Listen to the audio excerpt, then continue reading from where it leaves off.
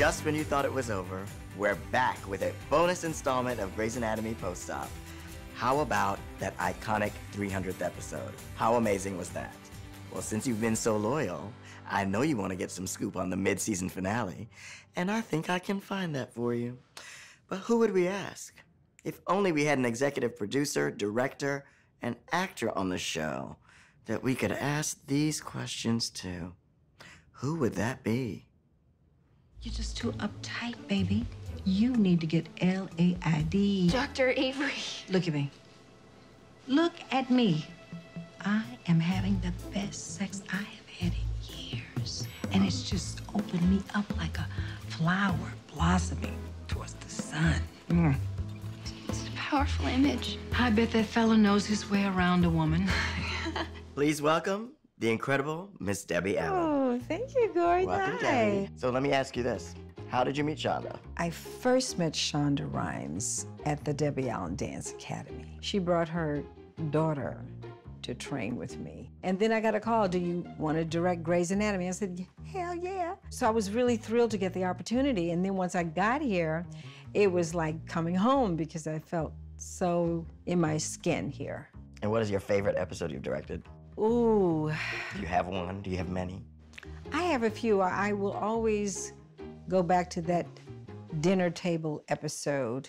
Penelope Blake. Whoa, see who's drunk now. That's why I know your name. You're in my calendar. I have a meeting with you on Monday. Yes. Why? Well, she is a new resident transfer. What? Well, yeah, she's joining the program at Grace Sloan Memorial.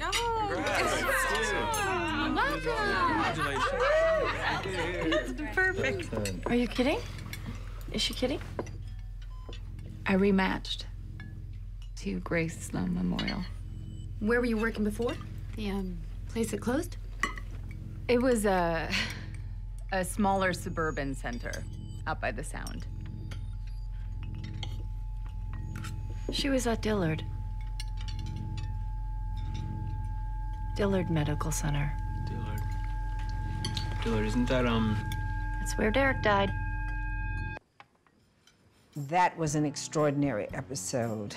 Then I was actually here when Ellen Pompeo, I encouraged her to direct her first episode. Always wanted more kids. So Maggie could have a sister or a brother. I was worried when she wanted to move out here. She was happy in Boston, but I'm really glad she found you. Ellen directed it. Ellen was in it. That episode was just so well done, pulled at your heartstrings, and it was absolutely fantastic. So it's wonderful having actors that become directors because they speak the language of actors, which is often the part that is most missed in a lot of new directors. They may understand cinematic language, but if they don't understand the language of the actor, they will not be as successful. So how was it directing the monumental 300th episode of Grey's Anatomy? Oh my God. Great job, by the way. Thank you so much. Directing episode 300, first of all, it was epic that we had a 300th episode. And it was like being a Hubble telescope, looking forward and back in time. It's Izzy. What? You always ask about Izzy, what she was like. Well, that girl right there, that's what Izzy was like. Seriously? Please don't say that word. It just said a lot about the progress, not just of the show, but where the actors have come from and where they are now. Leaves us something good to look forward to. A lot to look forward to, honey. The end of this season is going to be amazing. So in season 8, we got introduced to Catherine Avery. Shonda Rhimes said to me, you know, Debbie, we think we want you to be in the show. And I said, oh, okay. And that sounded good, but I wasn't sure that that was really going to happen. And then she said, well, get ready because you're on. We're going to find out what you know about the penis. I'm like, huh?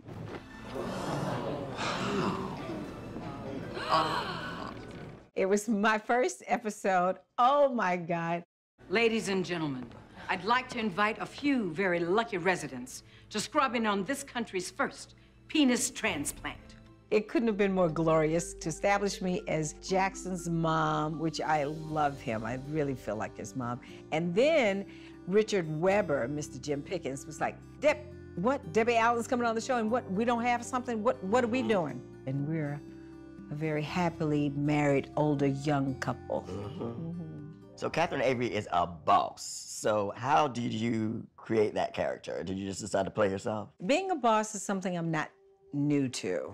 Clearly. But Catherine Avery, I had to learn a lot of medical stuff that I did not know. Oh my God. The first time I went in to do a surgery, it was like choreography, but it was with, you know, needles and with scissors and things, and you're talking about anastomosing and, you know, harvesting veins and talking, you know, medical things. I was just a mess. I said, my stand-in never got to work because I rehearsed the whole time. So where do you think Richard and Catherine are going? I don't know. We were fighting all last year, so I was happy he's back in bed now. But we still have things to argue about because there's Maggie. That's getting ready to heat up. What's going to happen with Jackson and Maggie? Hi there. Hey. Hi, thank you so much for last night. Oh, Maggie, I'm so glad you were there. To talk some sense into this one. It's pretty sensible, I think. Oh, he's like me. My mom could talk to me till she was blue in the face, but if my sister told me something, I would actually listen. Let's do that again soon. Have a good night, then. Yeah, me too.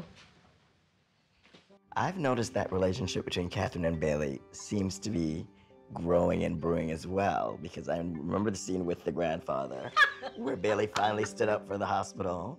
I suggest to you that to pull our funding now would prompt a public outcry and bring about a PR nightmare for your foundation. And Catherine was looking on like a proud mama, like you knew she could reach that point and you had built her up. What was that like? There's a wonderful relationship there between Catherine and Bailey. I am in the middle of a conversation with the Army to get that money back. Or maybe they can help pay for how you redecorated the whole damn hospital. You said the walls look lovely. Miranda! She sees something in Bailey. Maybe she sees another boss. She sees a boss. Recognizes boss. Yeah, oh, Bailey's definitely a boss. So season 12, you became executive producer of the show.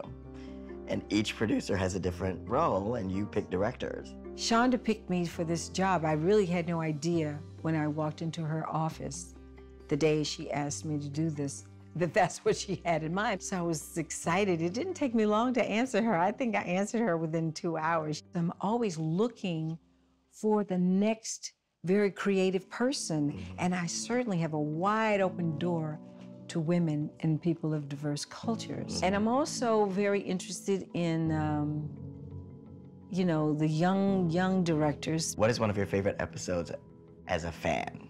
The season finale last year, where after the explosion and then Jerrica almost died saving a child's life, and Ellen, you know, had to tell Nathan that the love of his life was still alive.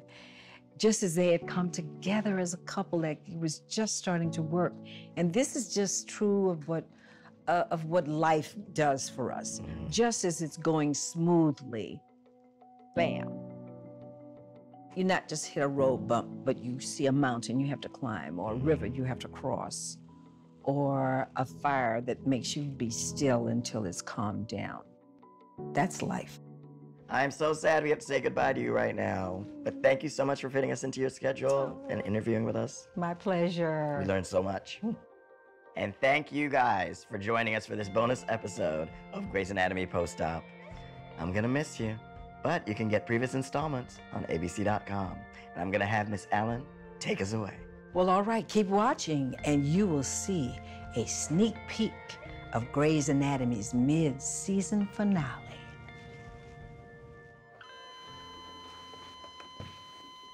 Kepner, she's coding. Crash cart. Come on, charge to 200.